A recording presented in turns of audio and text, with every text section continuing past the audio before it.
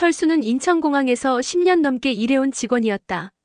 매일같이 출근해 승객들의 짐을 나르고 항공편이 원활하게 이착륙할 수 있도록 뒷단에서 묵묵히 일해왔다. 사람들의 시선은 늘 화려한 비행기와 반짝이는 면세점에 쏠렸지만 철수와 같은 노동자들이 없으면 공항은 단 하루도 제대로 돌아갈 수 없었다. 그러나 회사는 늘 그 사실을 모른 척했다. 아니, 알면서도 외면했다. 노동조합은 오래전부터 근무 환경 개선과 임금 인상을 요구해왔다.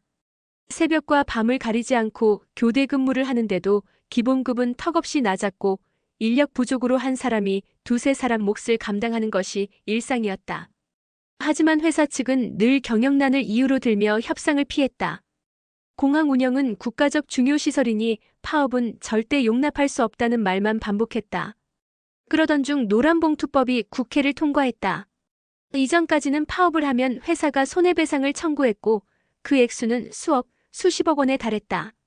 노동자들은 빚더미에 앉을까 두려워 마음껏 목소리를 낼 수 없었다. 그러나 법이 바뀌면서 이제는 불법 파업이 아닌 이상 회사가 함부로 거액의 배상 청구를 할 수 없게 되었다. 노동자들에게는 처음으로 자신들의 권리를 온전히 주장할 수 있는 길이 열린 셈이었다. 철수는 노조회의에 참석하면서도 마음이 복잡했다. 곧 추석 연휴였다. 1년에 한 번 가족들이 모여 오랜만에 웃으며 밥을 먹는 명절, 그리고 수많은 사람들이 해외로 여행을 떠나는 시기였다. 그는 공항에서 일해왔기에 잘 알고 있었다. 연휴 기간 승객의 숫자는 평소보다 몇 배나 늘어난다. 그 와중에 파업이 벌어지면 공항은 마비되고 수많은 사람들이 발이 묶이게 될 것이다. 회의장 안에서 동료들은 목소리를 높였다. 우리가 언제까지 이렇게 끌려다녀야 합니까? 노란봉투법이 우리를 지켜주고 있는데 이번 기회에 제대로 파업을 해서 회사가 우리를 무시하지 못하게 만들어야 합니다. 맞습니다.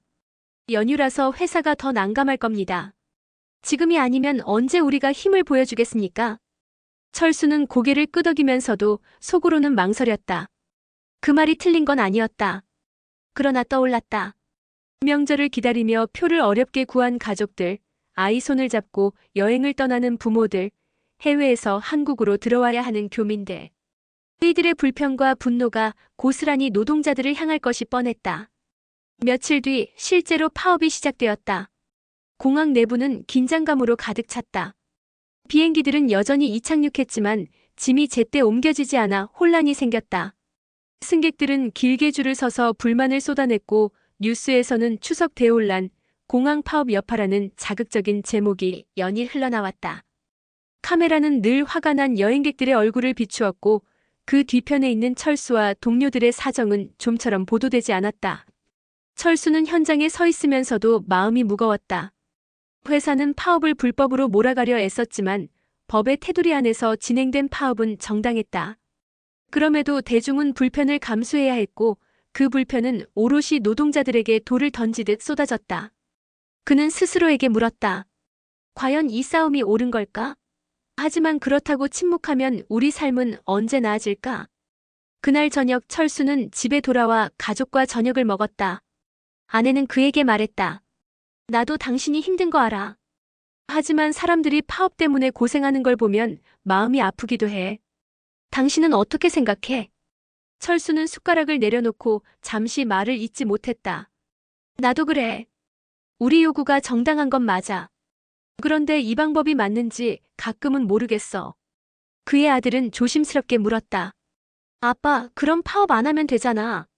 그럼 아빠는 계속 힘들게 일해야 하고 아빠 친구들도 똑같아. 회사는 우리가 가만히 있으면 절대 바꾸지 않아. 근데 왜 회사는 말을 안 들어주는 거야?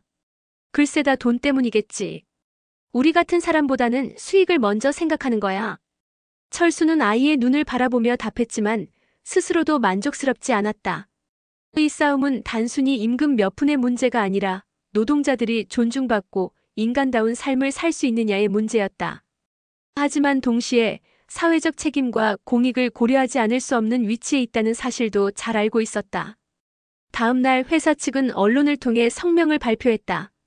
공항은 국가기관 시설로서 국민의 발을 묶는 파업은 무책임하다. 노조는 즉시 업무에 복귀해야 한다. 사람들은 댓글에서 분노를 쏟아냈다. 이럴 줄 알았으면 왜 비싼 표를 팔았냐? 노조는 자기들만 생각한다는 말들이 이어졌다. 철수는 그 글들을 보며 답답한 마음에 잠을 이루지 못했다. 며칠 뒤 교섭 테이블에서 회사와 노조가 다시 만났다. 회사는 여전히 미온적이었지만 파업의 강도와 사회적 압력에 조금씩 물러서기 시작했다. 임금 인상률은 처음 요구했던 만큼은 아니었지만 최소한의 개선안이 제시되었다. 노조는 치열하게 논의한 끝에 파업을 잠정 중단하기로 했다.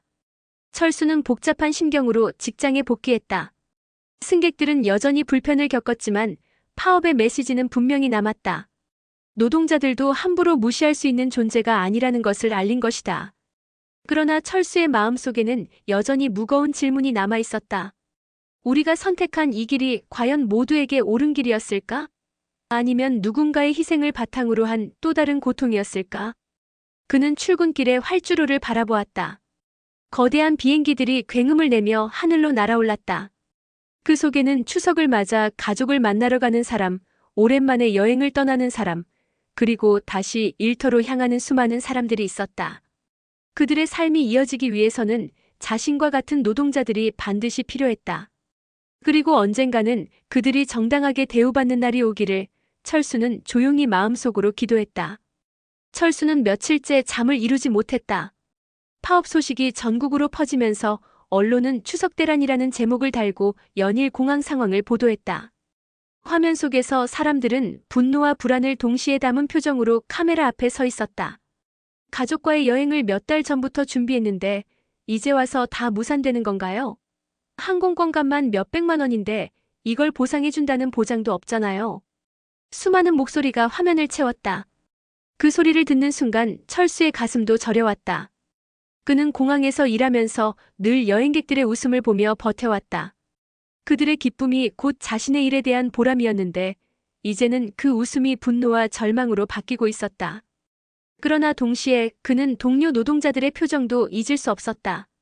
해마다 물가가 치솟는데 임금은 제자리였고 인력은 줄어들어 한 사람이 두세 사람 몫을 해내야 하는 상황이 이어졌다.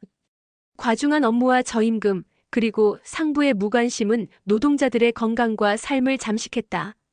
몇 년 전 과로로 쓰러진 동료의 얼굴이 철수의 머릿속을 스쳤다. 우리도 더는 버틸 수 없어. 그 말이 이제는 현실이 되어 눈앞에 다가온 것이다. 노조 회의실 안은 뜨거운 열기로 가득했다. 공항 측은 우리를 무시하고 있어. 몇 년째 요구해도 달라진 게 없잖아. 지금 양보하면 우리는 앞으로도 끝없이 당할 거야. 동료들의 목소리는 단호했고 그 속에서 철수도 고개를 끄덕였다. 하지만 속마음은 복잡했다. 이대로 가면 추석 연휴에 수많은 사람들이 발이 묶일 거야. 그들의 분노가 고스란히 우리에게 돌아오지 않을까? 그러나 다른 한편에서는 그렇다고 계속 침묵하면 아무것도 변하지 않아. 우리가 목소리를 내지 않으면 누가 우리의 고통을 들어줄까? 하는 생각이 들었다. 며칠 뒤 공항 측과 노조는 공개 협상 자리에 마주 앉았다. 언론도 지켜보고 있었고 국민의 눈도 집중되어 있었다. 공항 측 대표는 차분한 표정으로 입을 열었다. 지금 이 시점에서 파업은 국민 전체에 피해를 주는 행위입니다. 추석 연휴는 국민들이 1년간 기다려온 시간입니다. 여러분의 고충을 모르는 것은 아니지만 공항의 운영이 마비되면 국가적 손실이 큽니다. 이에 맞서 노조위원장은 굳은 얼굴로 말했다. 국민을 생각하지 않는 게 누구입니까? 몇 년째 우리의 목소리를 무시하고 최소한의 안전 인력도 확보하지 않은 게 공항 측 아닙니까? 우리가 이렇게까지 나설 수밖에 없었던 건 더는 참을 수 없는 상황이었기 때문입니다. 노란봉투법은 우리가 당당히 목소리를 낼 수 있는 권리를 보장해줍니다. 법이 우리를 보호해주니 이제 공항도 책임을 져야 합니다. 철수는 그 자리에 앉아 양쪽의 말을 들으며 마치 두 개의 파도 사이에 갇힌 듯한 기분을 느꼈다. 공항 측의 말도 이해가 갔다. 이곳은 단순히 한 회사가 아니라 국가의 대동맥 같은 존재였다. 공항이 마비되면 수많은 경제적 손실이 발생하고 그 피해는 국민 모두에게 돌아갈 것이다. 하지만 동시에 노동자들의 삶이 무너지는 상황을 외면할 수도 없었다. 긴 시간의 협상은 교착 상태에 빠졌다. 언론은 협상 결렬이라는 자막을 내보냈고 대중은 분노했다. 도대체 국민은 뒷전입니까? 라는 여론이 거세게 몰아쳤다. 철수는 집으로 돌아오는 길 공항 앞에 모여있는 여행객들의 얼굴을 보았다. 어떤 이들은 울고 있었고 어떤 이들은 소리쳤다. 당신들 때문에 우리 인생이 망가졌어. 그 말에 철수의 발걸음이 멈췄다. 그러나 바로 뒤에서 동료의 목소리가 들렸다. 우리가 이렇게까지 하지 않으면 아무도 우리 말을 듣지 않아. 그냥 참고만 살면 결국 또 희생자가 나올 거야. 철수 씨, 우리 정말 잘못하고 있는 걸까? 철수는 그 물음에 바로 답할 수 없었다. 며칠이 흘렀다. 정부가 중재에 나섰지만 문제는 단순히 돈의 문제가 아니었다. 구조적 문제, 안전 문제, 인력 문제 수많은 층위가 얽혀 있었다. 결국 파업은 장기화 조짐을 보였고 철수는 점점 지쳐갔다. 하지만 그 지침 속에서도 그는 이상하게도 자신이 누군가로부터 무시당하지 않고 있다는 감각을 처음으로 느꼈다. 사회가 비로소 공항 노동자들의 목소리를 듣기 시작한 것이다.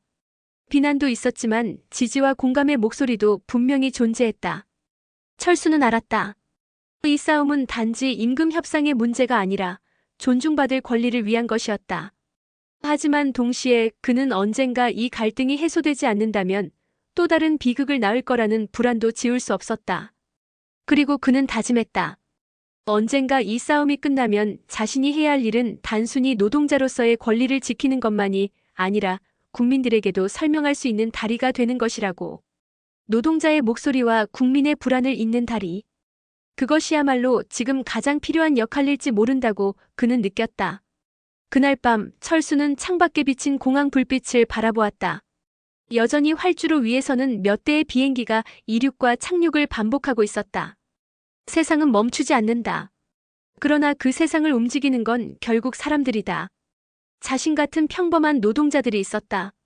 그리고 그 노동자들이 존중받는 세상이라야 진짜 공항도 진짜 나라도 지켜질 수 있다는 걸 철수는 절실히 깨닫고 있었다.